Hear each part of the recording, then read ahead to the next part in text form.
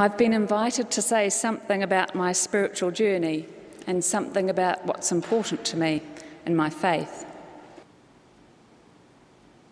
One of the key things for me on my spiritual journey and about faith, what I think is important, is being open to God. As simple as that.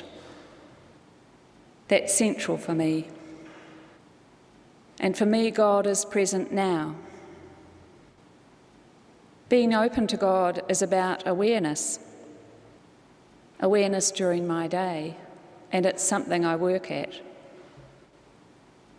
From this open stance, I try to determine what's of God and what's of the smaller part of me, the shadow self, if you like.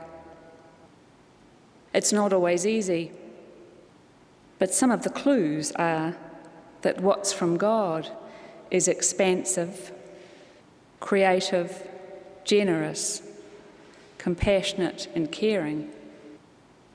And what's of my own smaller self tends to be associated with fear, is static, is limiting, and very often is self-involved. And being alert to that smaller part of me, because it doesn't go away, I'm able to work at reducing the impact of my ego on the world, in the way I live and the way I interact with other people.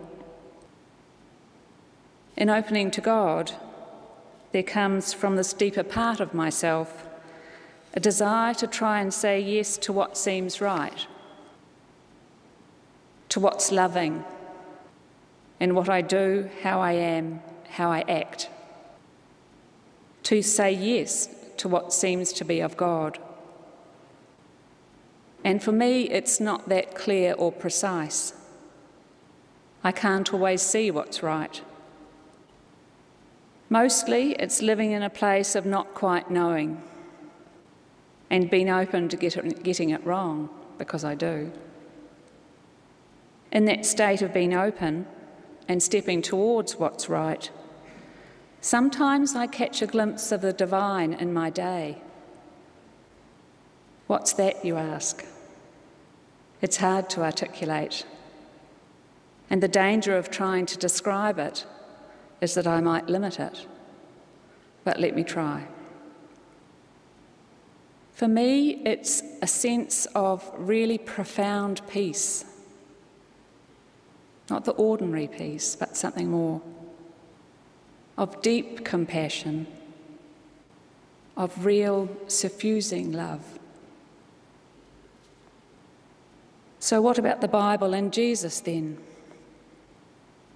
For me, Bible stories point to God, people's experience of God over time.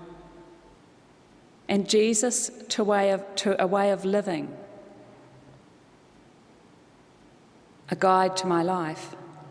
And all of that's not precise either, as we know.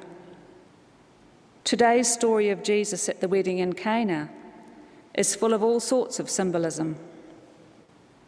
But the piece I want to focus on is a bit at the beginning, because it points to some of what I think is important.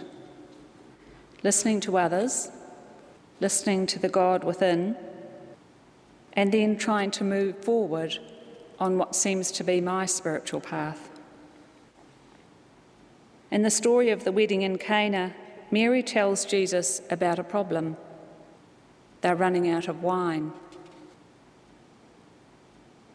Later, Mary tells the servants to do whatever Jesus says. Jesus is a man to be listened to. It seems to me this says something about the importance of listening to others, to each other, that sometimes they can see more than we can ourselves. I find friends often see things in me that I don't see myself.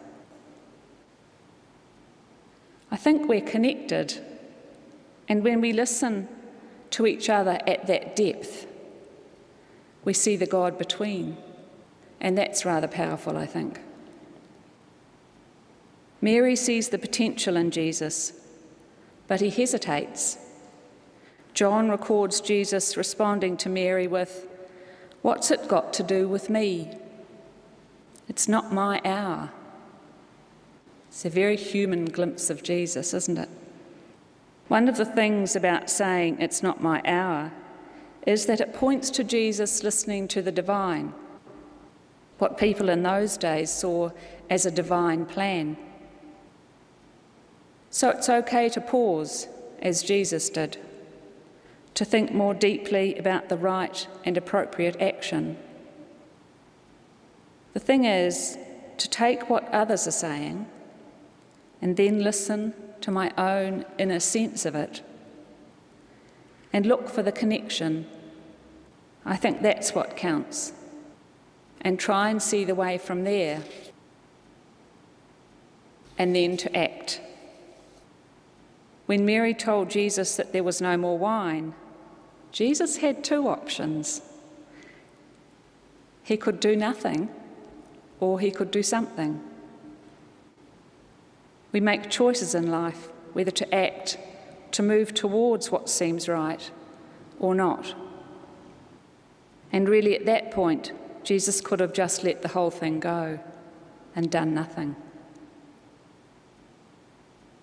When I relate all this to my working life, which is part of my spiritual journey, I try to determine the right thing to do for a living. And it's changed over the years. And for quite a while now, as Glenn said, I've worked on projects in the health sector, mostly helping people move in changing areas. In my work, I've tried to listen to others, be responsive to the need, and to try and do what's right. And in project work, there is often some time between jobs. And in these gaps, I question, wondering, what's next? And I ask my friends, and I look inside myself, trying to determine what the next right thing is for me on my path. In one of my gaps between projects, I decided to train as a counsellor and have practiced alongside my project work. More recently, after quite a bit of deep thinking and listening to others and to my own inner sense, it seemed that the next thing might be chaplaincy work. So last year I did the clinical pastoral education training to test that idea of chaplaincy. And that's essentially a practical training. And I chose to be based at Selwyn Village. That's that place at Point Chev where retired people live, some of whom need help and are in a rest home or hospital. I was able to use my counselling skills to listen to people who are having trouble with their getting old and to hear their life stories, to hear their wisdom, actually, and talking about what meant something to them. I think they saw some of the God within them and the God within each other. God's love was there, and listening to my inner sense, it seemed right for me to be there. The wedding at Cana, then, it shows that I should listen for the God connection in others and listen to the God within me. It shows me that I need to try and determine my own spiritual path and move in that direction, even when I don't quite know where I'm going or where I'll end up. And to be open to God, to look for those glimpses so I can catch them. Because God's love is there, God's love is here. Amen.